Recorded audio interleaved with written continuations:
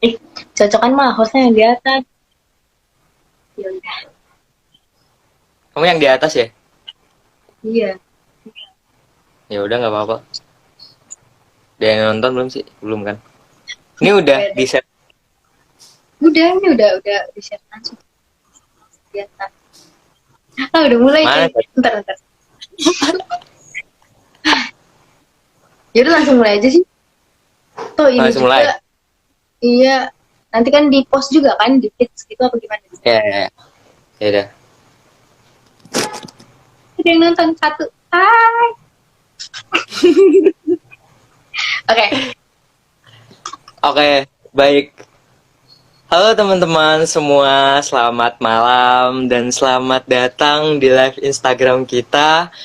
Instagram aku sama Ica, dan sebelumnya kasih banyak buat teman-teman semua yang udah bersedia meluangkan waktunya untuk menonton live Instagram kita gitu. Sebelumnya, perkenalkan dulu, nama aku Restu Ihza Adli Falah dari Fakultas Matematika dan Ilmu Pengetahuan Alam. Di sini aku nggak sendirian, aku udah ditemani sosok wanita cantik, yaitu silakan perkenalkan diri Anda sendiri. Iya. Halo. Tuh awkward banget. Perkenalkan, aku Salsa Bilang Green Zakaria dari Fakultas Hukum, jurusan Ilmu Hukum, angkatan 2022. Oke, jadi pada kesempatan kali ini aku sama Ica mau sharing-sharing atau berbagi ilmu mengenai manajemen diri atau self management. Nah, apa sih Cak self management itu sebenarnya? Apa ya? Apa nih enaknya nih? Oke. Ah, Em, Sebenarnya ini tuh kita nih lagi sharing materi yang kita dapetin selama di kelas SKB ya, itu ya. Cuk. Jadi sejauh pemahaman aku sih manajemen diri atau self management ini kemampuan kemampuan dalam memanage atau mengendalikan atau mengelola tindakan-tindakan kita seperti pikiran kita atau ucapan kita sehingga kita berhasil atau pandai menentukan hal-hal apa saja yang menjadi prioritas kita gitu. Gampangnya itu kita nggak terdorong buat ngelakuin sesuatu yang nggak harusnya kita lakuin. Kurang lebih kayak gitu. Nah, Oke. terus setelah kamu dengar pengertian dari aku ya, mungkin kamu juga punya pengertian sendiri. Menurut kamu Nah, self management ini penting gak sih dimilikin buat setiap individu, bukan cuma kalangan tertentu aja gitu. Penting gak sih, Zak? kalau menurutku ya, self management itu penting banget sih ya. Mungkin orang-orang di luar sana berpikir bahwa cuma pekerja kantoran yang perlu menguasai self management gitu. Padahal kan enggak kan. Hmm. Kita pun orang biasa juga perlu menguasai self management, apalagi mahasiswa atau pelajar kayak kita. Karena apa? Karena dengan kita menguasai self management, maka kita bisa tahu dan bisa menentukan hal-hal yang seharusnya kita lakukan dan hal-hal yang sebaiknya kita tinggalkan gitu. Sehingga kita bisa terhindar dari hal-hal yang tidak kita inginkan.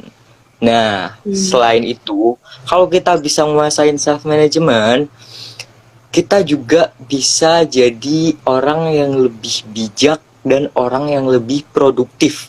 Karena apa? Karena kalau kita menguasai self management, maka hal-hal yang kita lakukan atau energi-energi yang kita lakukan, yang kita keluar itu bisa kita optimalkan ke hal-hal yang bermanfaat gitu. Jadi istilahnya tuh kita menggunakan energi kita itu secara efektif atau efisien. Jadi kita nggak buang-buang energi, nggak buang-buang waktu juga gitu. Nah, seperti yang udah tertera di pamflet yang aku udah share ke teman-teman semua, kali ini kita mau membahas beberapa topik yang berkaitan dengan self management, yaitu salah satunya adalah how to build a confidence atau bagaimana cara membangun rasa percaya diri. Nah, gimana tuh, Cak, cara membangun rasa percaya diri tuh gimana coba? Caranya Gimana? gimana? Gimana? Gimana ya? Aduh, sebenarnya itu tergantung masing-masing orang gak sih? Aku nyampein juga ya itu menurut pandangan aku. Kalau Oke. teman-teman yang di sini nonton juga bertanya hal yang sama kayak yang ditanyain sama Iza, gimana sih cara bangun rasa percaya diri? Ya sebenarnya kalian bisa menentukan dari cara kalian sendiri gimana kalian enjoy buat ngeyakinin diri kalian sendiri ngelakuin sesuatu. Cuma di sini aku mungkin mau sedikit sharing aja ya berdasarkan pengalaman aku dan mungkin sedikit pengalaman juga. Kesannya kayak udah percaya diri banget nih. Siap. Menurut aku ada beberapa poin yang perlu langkah-langkah lah ya yang bisa kalian terapin supaya kalian itu bisa ngebangun rasa percaya diri. Pertama, tentuin target kalian dulu. Tentuin target kenapa kalian harus ngebangun rasa percaya diri. Buat apa kalian ngebangun rasa percaya diri? Nah, biar lebih spesifik, kalian pecah lagi tuh targetnya itu jadi beberapa opsi. Misal alasannya yaitu kayak tadi, atau dampaknya, kemudian risikonya. Kalau kalian ini kan konteksnya mau ngebangun rasa percaya diri, berarti dampak ketika kalian akan atau sesudah membangun rasa percaya diri itu kayak gimana. Kalian juga harus tahu positif kah, negatif kah. Nah, mana yang lebih kuat gitu ngedampak ke diri kalian. Itu kan juga bisa jadi apa ya pegangan buat kalian menentukan pilihannya nanti. Kemudian resikonya juga kalian harus tahu ketika proses ngebangun rasa percaya diri ini resikonya kayak gimana, berat nggak, sanggup nggak kalian buat ngelewatin resikonya ini. Nah setelah kalian nentuin target tadi dan nentuin pilihannya, baru deh kalian lanjut ke langkah yang kedua yaitu tanemin mindset positif tentang alasan kalian ngebangun rasa percaya diri ini. Nah, tadi kan otomatis kalau kalian udah lanjut ke tahap 2, berarti tahap pertamanya kalian milih buat lanjut loh. Buat lanjut ngebangun rasa percaya diri, bukan malah mundur ya. Nah, itu di tahap kedua ini kalian tanemin tuh kenapa kalian harus lanjut. Kenapa kalian mau ngebangun rasa percaya diri? Itu dijadiin pedoman, itu dijadiin mindset positif kalian gitu. Supaya nanti seandainya di tengah jalan kalian ngerasa menyerah, kalian bisa ingat lagi nih tujuan awal kalian ngebangun rasa percaya diri ini buat apa gitu. Nah, kalau kalian udah berhasil nanamin mindset positif ini, lanjut ke yang ketiga, yaitu ngebayangin pencapaian apa aja atau hasil yang didapetin setelah kalian berhasil ngebangun rasa percaya diri. Umumnya orang itu kan cepet banget mikir yang negatif ya, langsung netting aja gitu, langsung kayak Ya. padahal belum ngejalanin, tapi mereka tuh udah down duluan gitu, udah takut dijudge duluan, padahal kan belum mulai. Kenapa nggak mikirnya yang lebih positif aja, yang kayak di awal tadi? Mungkin kalian mikir nanti kalau misalnya aku percaya diri, apa nih yang aku dapetin? Mungkin jadi lebih famous kan ya, disukain banyak cewek, cowok gitu kan. Ada bagusnya mikir ke sana, jadi lebih membangun rasa percaya diri kalian gitu. Nah, kalau udah berhasil kalian nerapin mindset kayak gitu, baru deh kalian coba mulai nanemin rasa percaya diri, mulai kalian coba ngomong di depan gitu. Itu kan kalian udah action, nunjukin actionnya gitu sih. Kurang lebih kayak gitu sih kalau menurut aku, pengalaman aku ya. Oke. Nah, terus nih Za, setelah kita ngebangun rasa percaya diri, kita juga butuh motivasi lah ya buat bisa ngejalanin yang namanya self confident. Menurut kamu motivasi apa aja sih yang kita butuhin supaya kita bisa nunjukin nih actionnya dari percaya diri, dari manajemen diri ini? Nah, oke. Setelah kita udah membangun rasa percaya diri kita gitu, kita udah membangun growth mindset dan positif mindset dan lain sebagainya gitu. Maka selanjutnya kita butuh motivasi, kita butuh trigger, kita butuh pemantik agar kita bisa manajemen diri kita dengan baik. Your goals and target gitu. Kamu harus menentukan targetmu. Karena kalau kamu udah menentukan targetmu, maka kamu punya tujuan yang jelas gitu. Kamu mau kemana itu udah jelas. Kamu itu udah punya target. Jadi kamu nggak ngangong-ngangong, kamu nggak bingung harus ngapain gitu. Kamu udah punya motivasi, kamu mau ngapain gitu. Nah, kalau kamu udah punya target, langkah selanjutnya adalah don't be afraid to fail and manage expectation. Artinya apa? Artinya kalian nggak boleh takut untuk gagal. Kalian harus berani mencoba segala sesuatu yang berkaitan dengan goals kalian. Karena dengan kalian berani mencoba, maka kalian memiliki dua kemungkinan, yaitu salah satunya gagal, salah satunya berhasil. Tapi kalau kalian nggak mencoba, kalian takut untuk mencoba, kalian afraid to fail, kalian takut gagal gitu, maka ya udah, kalian udah gagal karena kalian nggak punya kesempatan untuk mencoba gitu. Nah, selain jangan takut untuk mencoba, kalian juga jangan berekspektasi lebih. Kalian harus memanage ekspektasi kalian gitu. Kalian harus mengatur harapan kalian. Biar apa? Biar kalau itu tidak sesuai dengan yang kita harapkan, maka kita tidak terlalu terlarut-larut dalam kesedihan gitu. Jadi kita juga harus memanage ekspektasi kita. Dan selanjutnya setelah kita udah manage ekspektasi kita udah nggak takut juga untuk gagal, kita udah punya target. Selanjutnya kita harus melatih pemikiran kita untuk melihat sisi positif dari segala sesuatu yang terjadi. Misal kita udah menentukan target kita udah nggak takut untuk gagal, kita udah memanage ekspektasi kita. Nah, kegagalan itu pasti akan datang kan, dan kita harus bisa melihat suatu hal positif dari kegagalan tersebut. Kayak contoh kalian mendapatkan nilai 7 di ulangan kalian ya, misal. Nah, apa hal positif yang bisa kita lihat dari itu? Ya, seenggaknya kita nggak dapet 6. Seenggaknya kita dapet. Sebenarnya ini agak mirip sama bersyukur sih sebenarnya. Jadi tujuan kita melakukan hal ini itu buat nenangin diri kita aja sih sebenarnya, karena aku sendiri pun melakukan itu, dan setiap aku mendapat masalah atau aku dihadapkan dengan sesuatu yang tidak aku inginkan, aku selalu melakukan ini. Aku selalu melihat sesuatu itu dari segi positifnya, agar hati kita tenang. Kalau kita melihat sesuatu itu dari negatifnya, maka pasti kita akan terlalu larut dalam kesedihan, dan ya kehidupan kita jadi gak tentram gitu loh. Nah, selanjutnya kalau itu udah semua, maka kita harus make a progress gitu. Kita harus punya pencapaian gitu. Kita harus menantang diri kita untuk membuat pencapaian gitu.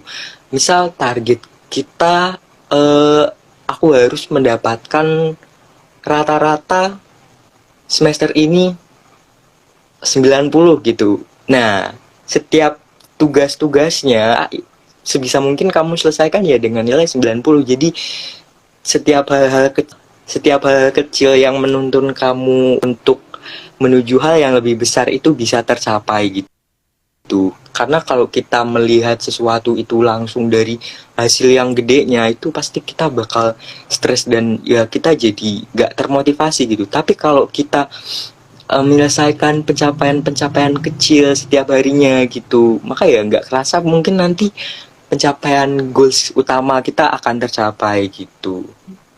Nah, kalau udah build confidence, udah self motivation, udah, dan tadi kita bicara soal targets and goals juga. Nah, selanjutnya gimana nih cara kita menentukan goals gitu? Tadi kan udah ada syaratnya kan, kita harus punya goals, kita harus punya tujuan. Nah, gimana Cak? Langkah apa, metode apa yang harus kita gunakan untuk bisa menentukan goals kita dengan baik? Coba silakan jelaskan Cak.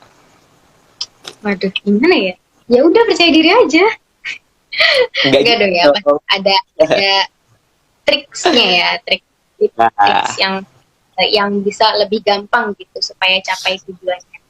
Kalau di sini aku ada ngebaca penelitian juga sedikit, itu nyampein kalau ada satu triks yang akurat banget kalau misalnya diterapin secara berkala gitu. Namanya itu SMART atau SMART gitu ya. Nah, apa aja itu tuh sebenarnya singkatan ya. S itu spesifik, M itu measurable, A itu achievable, R itu relevan atau realistic, T itu time bound ya, gitu ya. Nah, di sini aku cukup ngejelasin beberapa aja. Kamu juga tahu kan, Za, apa-apa aja itu poin-poinnya. Nah, di sini aku cukup ngejelasin beberapa aja, nanti kamu lanjut ya.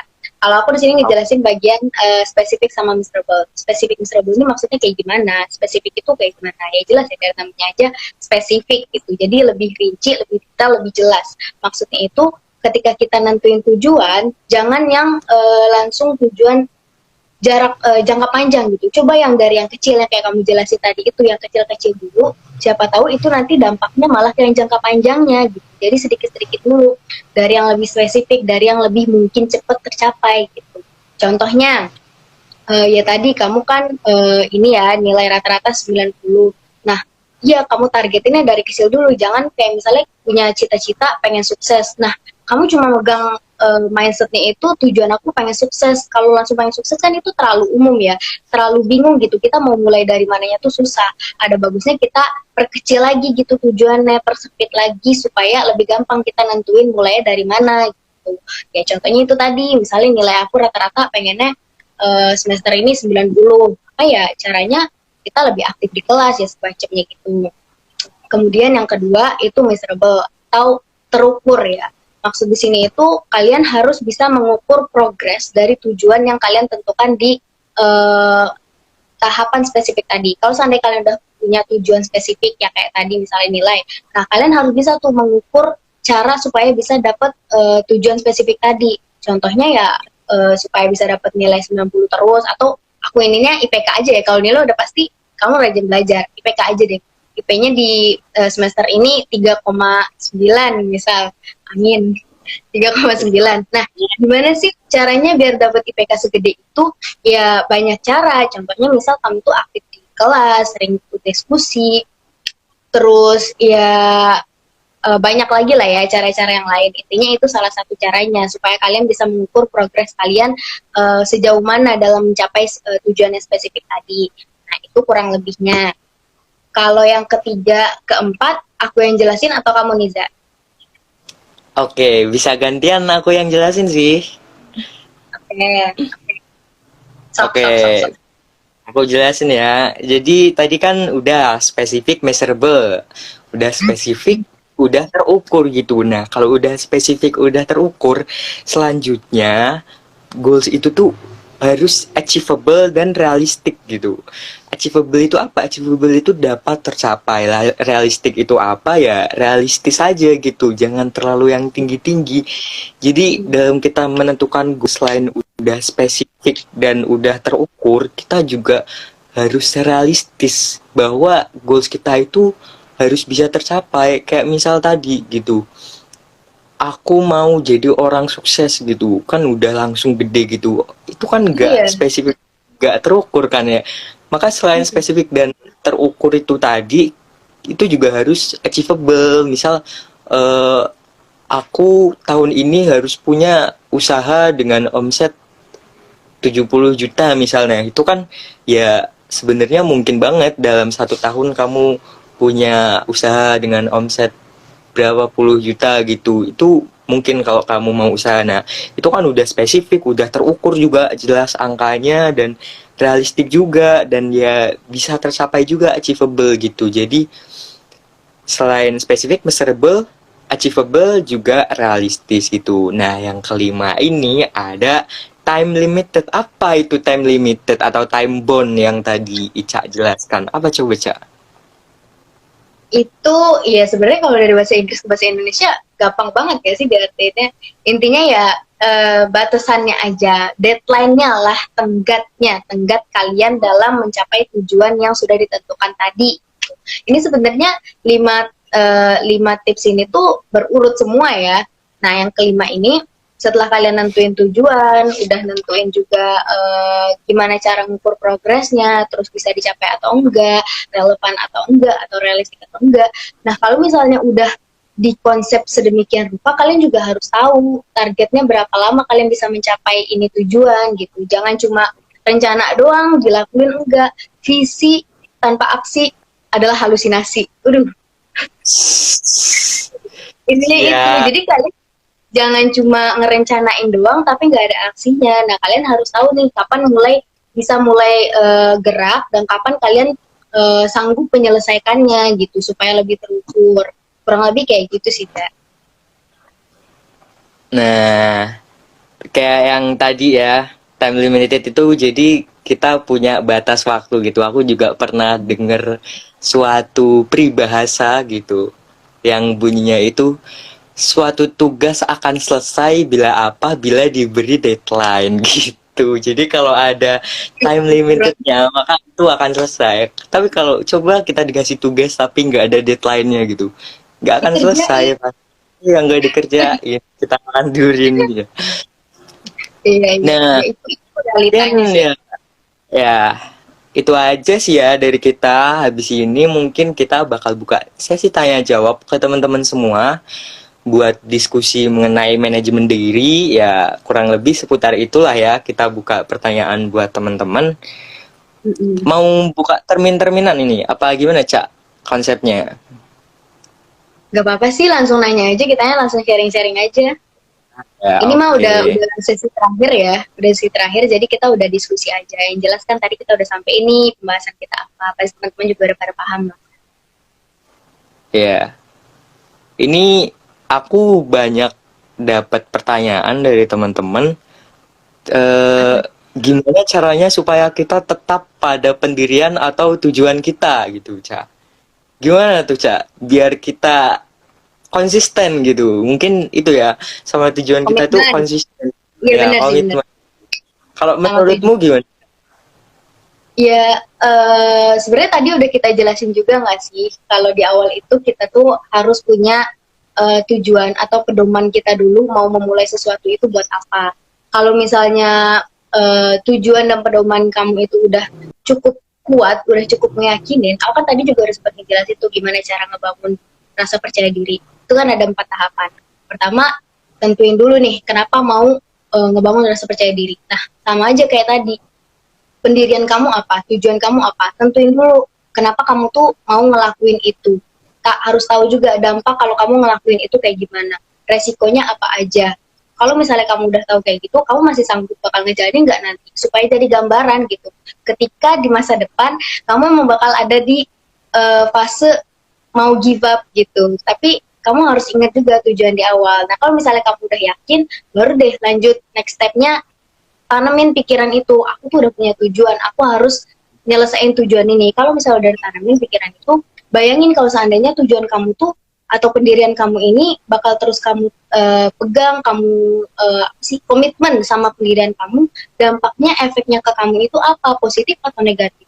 Seandainya kebanyakan negatif, ya nggak apa-apa mundur. Tapi kalau positif terus, kan kamu bisa aja maju. Makanya di awal itu sebelum ngambil keputusan harus dipikir matang-matang supaya nggak kejadian yang kayak gini mungkin nih, sampai di tengah-tengah tuh ragu-ragu. Tapi nggak apa-apa sih, menurut aku itu wajar sih ya, menurut aku juga sering ngalamin gitu. Nggak apa-apa kita take a break dulu, take a break dulu, istirahat dulu, kita renungin dulu apa kita bakal lanjut atau enggak, dampak-dampaknya kayak gimana. Setelah mikirin segala risikonya, baru kamu ambil keputusan. Menurut aku kayak gitu sih. Kamu ada kontraknya nggak nih, waduh? Atau sama-sama aja? Ada nggak ya? Enggak lah, aku setuju kok sama kamu.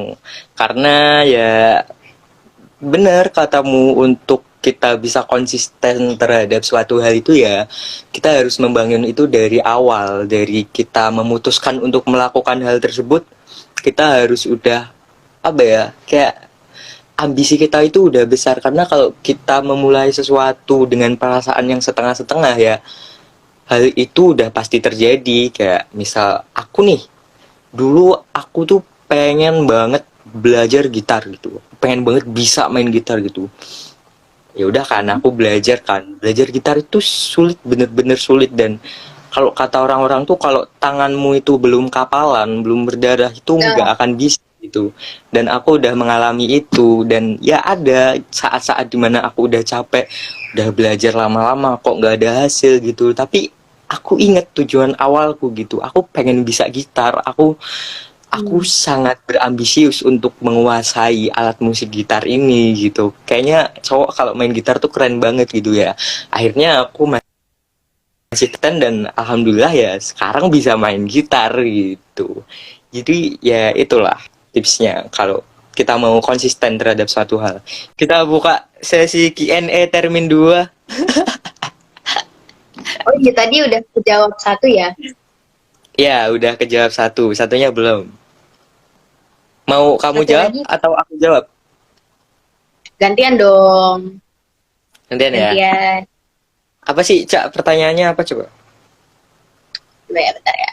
Itu pertanyaannya, tips dong biar percaya diri dan aktif di kelas. Gimana caranya, Kak? Waduh, gimana tuh?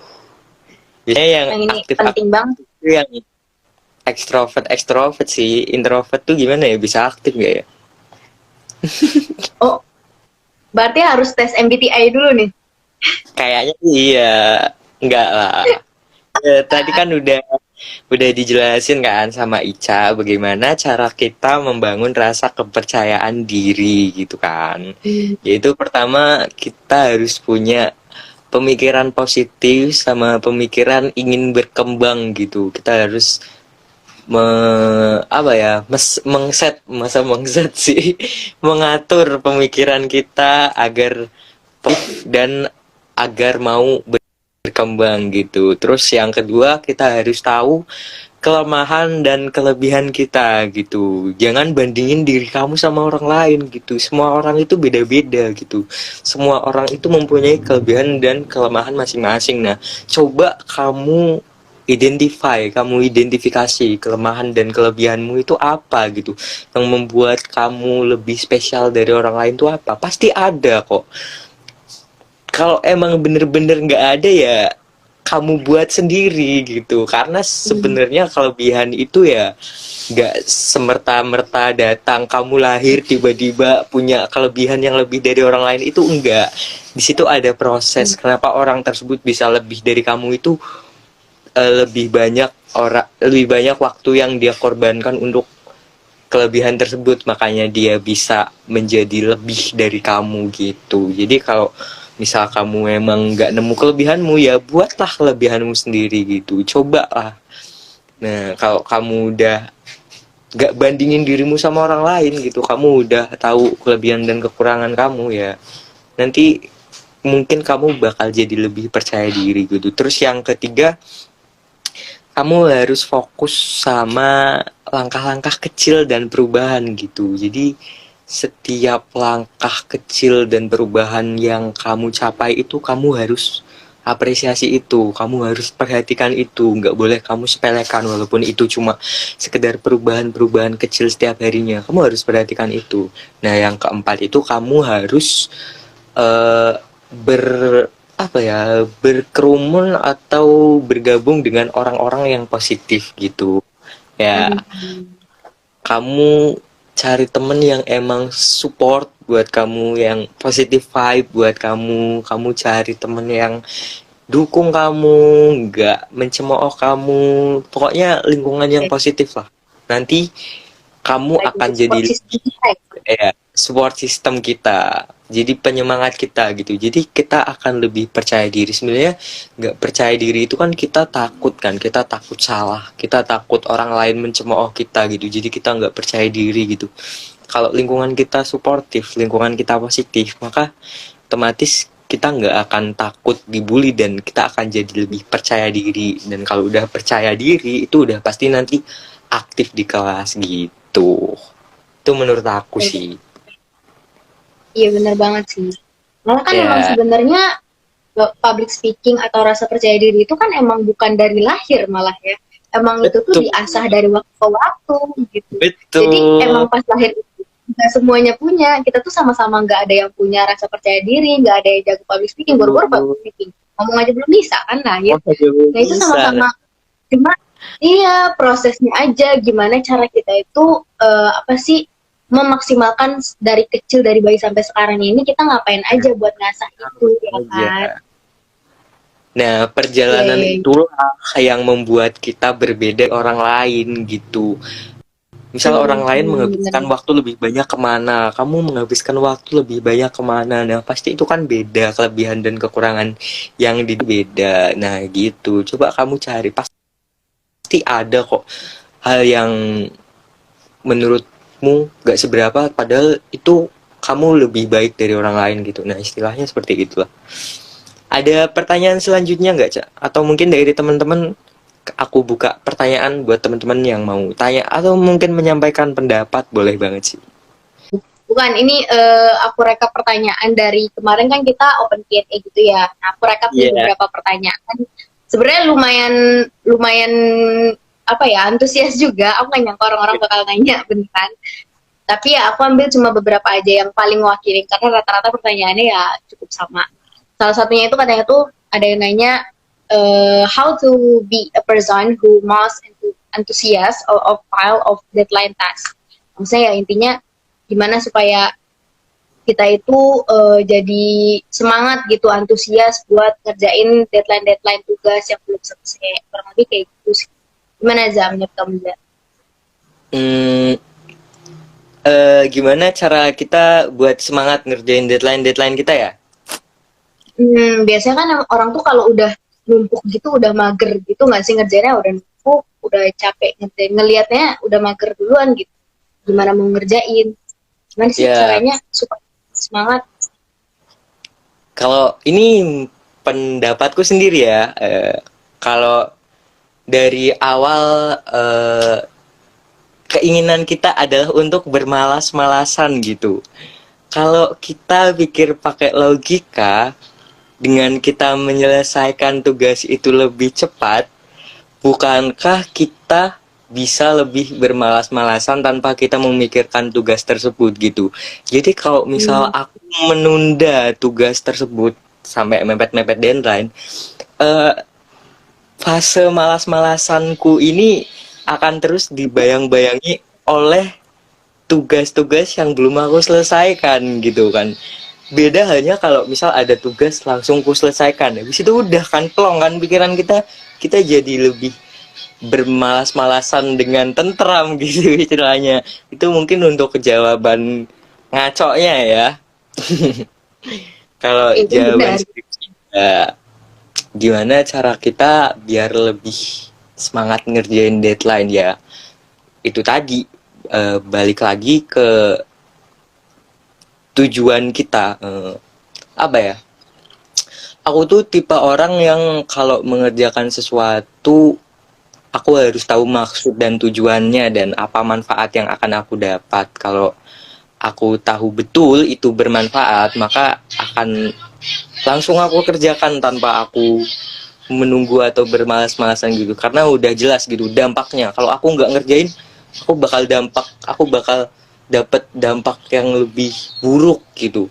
Jadi kita bandingin gimana ya? Kita bandingin dampak negatif yang kita dapat kalau kita nggak ngerjain gitu. Kalau kita berpikir secara logis, berpikir secara rasional, maka secara langsung kita pasti akan langsung menyelesaikan deadline itu gitu sih. Kita bakal semangat gitu. Kalau apalagi kalau kita ingat tujuan kita gitu, tujuan kita. Misal deadline kuliah gitu. Tujuan kita kuliah apa?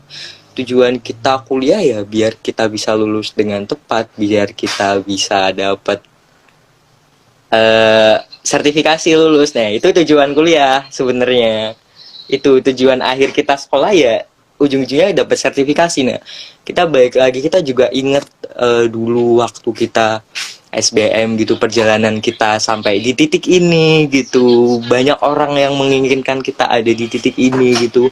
Dengan kita mengingat itu semua pasti kita akan lebih termotivasi dan lebih bersemangat dalam mengerjakan suatu hal termasuk deadline itu. Itu menurutku sih, Cak. Kalau menurutmu gimana?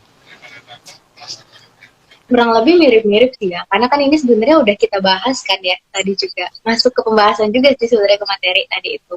Jadi intinya ya ingat tujuan, ingat kalau seandainya berhenti itu dampaknya kayak gimana, resikonya apa, itu sih yang harus diingat. Apalagi ya kita kan juga udah umur segini ya, udah tahu lah gimana cara milih yang benar sama yang salah kayak gimana. Kurang lebih aku mirip-mirip sih sama pendapat kamu.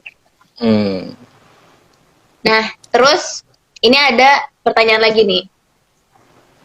Ada nggak sih trip sih, tips sama trik supaya kita itu bisa lebih mudah nentuin skala prioritas? Karena kalau kebanyakan orang kan bilangnya ya gampang, tinggal tentuin aja dari yang paling penting yang mana, diurut.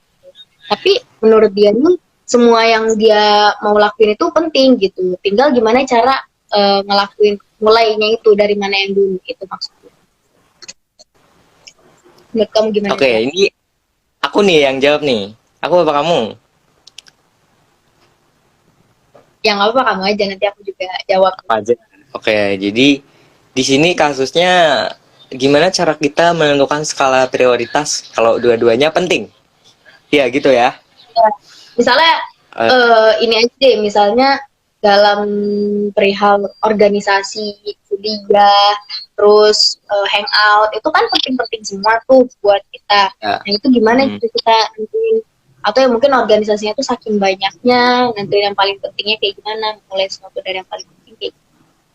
Maksudnya intinya gitu deh, jangan Ya, ya, dari yang penting ada ini lain gak, opsi lain gak buat nentuin ya, ya. prioritas.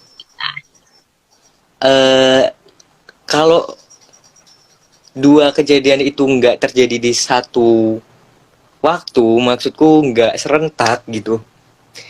Kita bisa tentuin dari mana yang lebih mendesak gitu, mana hal yang harus kita lakukan terlebih dahulu. Itu kan tadi kan sama-sama penting nih. Tapi kan walaupun sama-sama penting, belum tentu dua-duanya itu harus dilaksanakan saat itu juga. Ada yang nggak mendesak, ada yang mendesak. Nah, yang penting yang mendesak ini yang kita kerjain duluan. Tapi kalau misal dua-duanya penting, dua-duanya mendesak juga nih, gimana nih? Kita bandingkan dari seberapa besar dampak yang bisa kita berikan ke kegiatan itu, kegiatan A dan kegiatan B. Misal di kegiatan A ini kita benar-benar dibutuhin banget gitu. Nah, tapi kegiatan yang B ini penting tapi kita masih ada gantinya gitu. Nah, kita kalau gitu kan udah pasti kan kita harus bisa mengkondisikan diri kita bahwa kita harus masuk ke kegiatan yang A, atau enggak kita bisa lihat dari manfaatnya, kita bisa lihat dari outputnya. A sama B ini manfaatnya bagus mana gitu. Mungkin ini terkesan apa ya, terkesan egois atau mementingkan diri sendiri. Tapi kalau emang dua-duanya penting dan dua-duanya sama-sama kita gitu, maka ya satu-satunya hal yang masuk akal ya mana yang lebih bermanfaat gitu kan. Nah, mungkin itu sih kalau dari aku. Kalau dari kamu gimana, Cak? Kalau aku, menurut aku dia harus nentuin dari kesanggupan dia juga. Maksudnya kadang kan ada beberapa orang tuh yang kayak lagi di masa pengen nyoba segala macem nih, pengen ikut ini, pengen ikut itu, pengen ngelakuin ini, itu segala macem. Gak mikirin dulu nih dari diri dia sendiri gitu. Sampai dia tuh gak mikir, ya udahlah tinggal kita jalanin aja, yang penting ikut. Padahal belum tentu dia tuh bisa nyanggupin itu gitu. Jadi menurut aku selain kalian tuh mikirin, selain dia ini mikirin dari segi penting atau enggaknya yang mau dia lakuin, dia harus mikirin juga itu dia sanggup ngejalanin itu atau enggak, bukan cuma sekali jalan tapi ke depannya juga. Selain itu juga, selain sanggup atau enggak, kita kan juga harus mikirin diri kita juga ya. Kalau misalnya kamu nggak enjoy ya nggak perlu dilakuin, jangan karena apa ya, kepentingan umum kamu jadi harus korbanin diri kamu juga. Kata aku itu malah bikin kamu nggak ikhlas ngelakuin sesuatu, malah jadi kepaksa gitu. Menurut Ya, aku itu sih tiga. jadi gak maksimal juga ya enggak sih? Iya, biasanya kan kayak gitu tuh. Yang penting kita ini aja, padahal juga dianya nggak benar-benar niat buat ngelakuin itu, dia nggak enjoy. Kadang kan orang suka ngelupain itu ya, ngelupain kalau harusnya itu dia eh, kenapa gak aku gelap za? Pesanku mati mati listrik deh kayaknya. Tapi oke. Masih kelihatan kan? masih aman, Oke. masih cakep kelihatannya. Makasih. Oke, lanjut. Oke, ya aku kurang lebih kayak gitu. Sebenarnya mirip-mirip aja ya. Nah, Oke. terus nih ada pertanyaan ketiga. Ya lagi. Pertanyaan ketiga, gimana sih caranya ngadepin distraksi pas kita lagi fokus-fokusnya ngerjain sesuatu? Example mungkin kayak kita tuh lagi tugas, terus tiba-tiba masuk notif, ini udah up. Ini Attack on Titan episode baru udah up. Nah, itu Spy and gimana sih Kids cara kita up gitu kan. Spy and family, spy and family. ya, kadang kan apalagi anime itu kan durasinya cuma 20 menitan doang tuh, setengah jam doang, Ya. bentar doang lah, apa-apa lah, kita nonton dikit, satu episode, nanti lanjut jadinya satu season, kadang kan. Nah, itu gimana Hmm. sih cara kita menghadapi distraksi kayak gitu? Apakah emang kita turutin atau ada solusi lain? Itu sih kurang lebih kayaknya. Oke, Masuk pertanyaan. ini bagus banget sih. Dan kebetulan aku pernah lihat suatu dokumentasi, suatu video ya, tips and trick lah istilahnya gitu, tentang mengatasi hal-hal seperti ini gitu. Jadi pertama yang harus kita lakukan itu kita harus tahu gitu. Pada saat itu tuh seharusnya itu kita ngapain gitu. Misal pada saat itu seharusnya kita itu nugas gitu. Maka ya udah kayak distraksi kayak handphone atau dan lain sebagainya itu sebisa mungkin dijauhkan dari kita gitu. Kayak misal tapi kalau misal kita dipaksa atau untuk memakai handphone gitu, mungkin Hmm. aplikasi-aplikasi gitu atau software-software yang mungkin bisa mendistract kita mungkin bisa dinonaktifkan terlebih dahulu atau bisa di uninstall terlebih dahulu gitu. Nanti mungkin kalau udah selesai tugas kita baru kita install lagi. Nah, yang pertama itu yang paling penting itu kita harus tahu sih pada saat itu tuh kita harus ngapain gitu. Nah, yang tips yang lain itu jadi kalau kita ngerjain suatu hal terus ada distraksi gitu, misal ada notif anime baru muncul gitu. Coba kita ngomong sama diri kita sendiri gitu, nanti deh 10 menit lagi gitu. Itu trik yang aku dapetin sih. Nah, katanya kalau kita udah menunggu selama 10 menit, biasanya distraksi itu akan hilang sendirinya gitu dan kita akan lebih fokus terhadap hal yang kita kerjain. Itu sih kalau menurutku dari yang aku dapat dari ilmu-ilmu di luar sana ya. Kalau menurutmu gimana, Cak? Mirip-mirip loh, tapi aku mirip bagian akhir soal 10 menit. Sebenarnya Uh, eh, aku tuh suka banget. Ini sempet dijelasin juga sih sama Kak Gina waktu kita kelas self management itu. Sempet ya. dijelasin supaya kita itu cari apa ya? Cara belajar menurut kita sendiri. Gimana supaya belajar itu fun buat kita? Gimana supaya kita tuh enjoy buat belajar gitu. Ini kan soal belajar lah ya. Ini konteksnya belajar. Nah, aku tuh nemu salah satu cara dari Jerome, calon mantan Jerome Eh, Pauline. aku, Nah, aku dia tuh pernah sempat lihat bilang, sih itu. oke. Nah, Jerome Pauline Kayak tuh pernah gitu. bilang kalau itu nerapin cara belajar 50-20. 50 menit buat belajar, 50-20. 50-10. 50 menit buat belajar, 10 menit ya break gitu. Jadi kayak supaya misalnya kamu tuh diharuskan belajar selama 5 jam. Gak mungkin 5 jam itu kamu tuh cuma fokus mikir, yang ada malah jenuh, yang ada bosen gitu kan sama pelajaran. Makanya pakai tips itu. Nah iya, aku nerapin itu emang bener-bener worth it banget gitu. Aku nerapinnya bukan 50-10 ya, itu terlalu dikit istirahatnya. Aku nerapinnya 40-20. 40 menit Aduh. aku set apa aja yang harus aku selesaiin selama 40 menit. Ini kalau misalnya lagi belajar ya, bukan tugas belajar biasa. 40 menit selesai nggak selesai, aku break. Supaya aku juga, apa ya, mengapresiasi diri aku gitu. Nah, 20 menit aku pakai istirahat. Emang pure 20 menit. 20 menit itu menurut aku udah cukup banget buat scroll-scroll segala macam itu udah cukup. Apalagi ya, anime kan juga rata-rata 20 menit. Kelar lah itu nonton anime sebentar Iya, itu. fair. Selesai itu, nanti aku lanjut lagi belajar. Jadi, apa ya, efek kitanya itu kita juga nggak jenuh, kita juga ngerasa lebih fun belajar. Intinya kan supaya kita nyaman sama belajar ini, kita cari cara sendiri gimana supaya kita enjoy ngelakuin itu. Bukan cuma soal belajar doang sih, ngelakuin apapun kita harus cari cara sendiri supaya enjoy ngejalaninnya. Nah, kalau udah enjoy kayak gitu kan kita jadi nggak apa ya nggak ke distract sama hal-hal lain gitu. Itu sih kurang lebih menurut aku ya. Kayak aku ya. Jadi si Asel ini nanya, temen aku itu nanya gitu. Misal tadi kan aku bilang ada dua kejadian yang sama-sama mendesak gitu. Terus Kan aku nyaranin manfaat yang lebih besar buat kita pilihnya gitu kan. Terus dia ambil contoh gitu, kejadian A mendesak tapi dia ngasih kamu 10 juta, kejadian B mendesak juga terus dia ngasih kamu 5 juta. Kalau dipikir secara logika, kamu bakal pilih yang mana? Yang 10 juta atau 5 juta? Kalau umumnya orang pasti milih yang nominalnya gede nggak sih?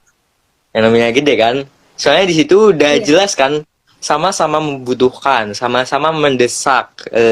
Skala prioritasnya itu sama gitu, sama-sama mendesak. Jadi ya, of course kita pilih yang 10 juta, bukan kita materialistis atau apa ya. Kalau dua-duanya sama-sama membutuhkan gitu, dan yang satu memberikan kita dampak positif yang lebih besar, kenapa nggak pilih yang A gitu kan? Toh kan itu Nah, tadi ininya apa sih, kriterianya cuma dua itu ya. Kalau konteks kriterianya cuma dua, mendesak sama nominal, cuma itu doang ya otomatis kita mikirnya dari nominal. Tapi kalau misalnya udah. ada kriteria lain gitu, mungkin itu bisa jadi Ya, pertimbangan lagi.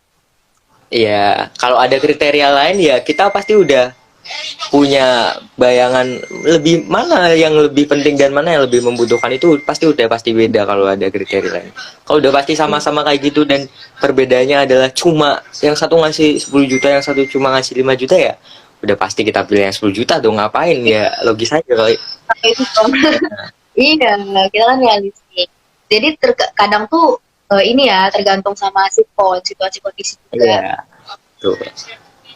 Nah, Oke. selanjutnya itu temen aku juga tadi nanya masalah hobi, masalah kegemaran gitu, masalah apa yang tadi cara kita mengatur distraksi gitu. Gimana kalau kita jadiin belajar itu sebagai hobi, maka kita tidak perlu mengambil apa istirahat gitu, karena itu udah hobi kita dan kita lakukan sepenuh hati, pasti ya kita nggak perlu istirahat, nggak perlu refreshing gitu. Kalau menurutmu gimana mengenai belajar dijadikan hobi? Belajar jadi hobi itu gimana ya?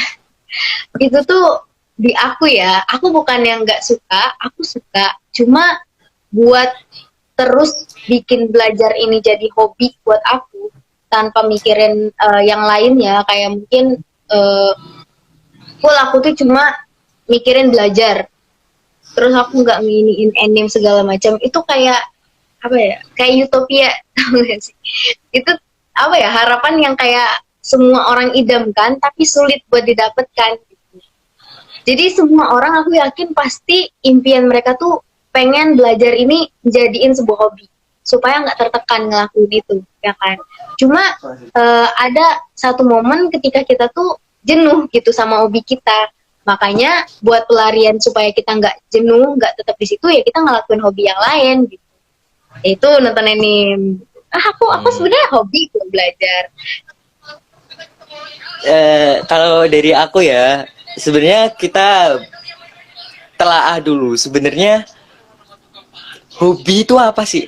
Hobi itu artinya apa coba menurutmu? Kalau menurutku ya, hobi itu adalah hal yang kita lakukan di saat waktu luang gitu. Tanpa kita terpaksa, tanpa kita depresi, kita juga ikhlas, kita juga senang melakukannya. Itu hobi. Jadi sesuatu yang kita lakukan di saat waktu luang gitu, dan kita menyukainya gitu. Nah, kalau belajar ini kita jadikan hobi, maka belajar ini kita lakukan di saat kita luang. Dan itu gak bagus kan kalau belajar cuma kita jadikan saat kita lakukan saat kita waktu luang, itu kan ya nggak bagus dong kalau belajar dijadikan hobi. Dan menurutku belajar itu jangan dijadikan hobi, belajar ya dijadikan kebutuhan. Wajib. Ya wajib, kebutuhan gitu. Karena kalau dari kita sudah tertanam kita butuh ilmu ini, maka ya otomatis kita bakal belajar ilmu ini tanpa tertekan, tanpa kita harus menjadikannya sebagai hobi. Kalau emang kita butuh ya pasti kita akan melaksanakan. Itu menurutku ya. Menurutku, Cel, menurutku gitu. Jadi gimana, Cak? Udah kah? Atau ada lagi mungkin? Ini yang di kolom komentar ada yang nanya lagi nggak nih? Kayak si Asel ya tadi ya. Ini Belum. keren banget dia nanya. Yang lain coba dong, ayo nanya lagi, kita diskusi. Tapi kalau misalnya ada kontra dari kalian, kalian sampaikan juga. Nih, dia ada respon lagi. Kenapa enggak? Coba, kenapa belajar enggak dibagi dua gitu? Kenapa enggak dijadiin kewajiban juga dijadiin hobi juga gitu? Gimana, Cak? Pendapatmu gimana? Coba. Gimana? Kenapa belajar itu nggak dibagi dua? Kenapa belajar itu nggak kita jadikan sebagai kewajiban? Gimana sih? Belajar sebagai kewajiban, belajar sebagai hobi juga gitu. Gimana Sekaligus. kita, ya, gimana kita melakukan kewajiban yang sekaligus hobi kita gitu? Itu menurutmu gimana? Kalau aku itu ada momen ketika aku tuh jenuh buat belajar gitu. Ada momen ketika aku jenuh buat belajar, jadi aku kan kita kalau ngelakuin sesuatu tuh ada yang nggak bisa kita lanjutin terus, jadi kita harus refreshing, berhenti dulu, nanti baru kita lanjutin lagi. Gitu sih aku. Ya, jadi kalau misal belajar ini udah jadi kewajiban kita. Nah, saat kita jenuh kan kita melakukan hobi kita. Saat kita luang melakukan hobi kita. Kalau kewajiban kita udah belajar, terus waktu jenuh kita belajar juga karena hobi kita juga belajar. Ya, manusia mana yang kuat belajar terus? Mungkin ya ada sih mungkin, tapi kayaknya enggak deh. Enggak Iya, mungkin. dan kan Enggak bisa belajar itu kalau kan nggak harus kalau dari kita dulu gitu. kalau kita Aku jadikan belajar. kewajiban. Gimana, Cak? Nah, lanjut Gimana? dulu. Ya.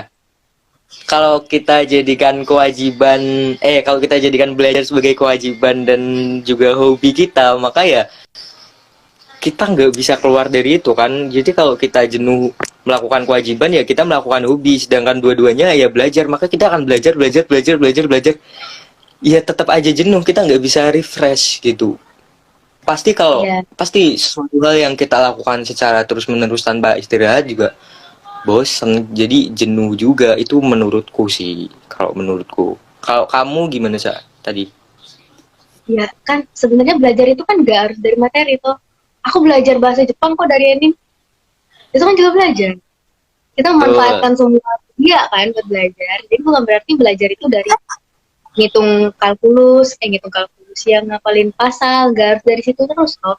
Kita bikin yang fun, belajar itu memanfaatkan macam-macam media zaman sekarang. Jadi ya, kalaupun aku lagi refreshing kemana gitu kan, aku juga sekalian belajar. Tetap nggak harus dijadikan hobi, karena emang belajar itu bisa kita dapetin dari manapun. Iya, betul.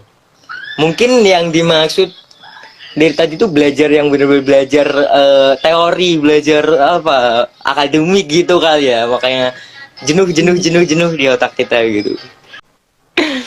Udah mungkin Oke, itu aja ya dari kita. Mohon maaf bila pembahasannya terlalu melenceng keluar atau ada tutur kata yang kurang berkenan di hati kalian. Terima kasih, aku dan Ica pamit undur diri. Dadah.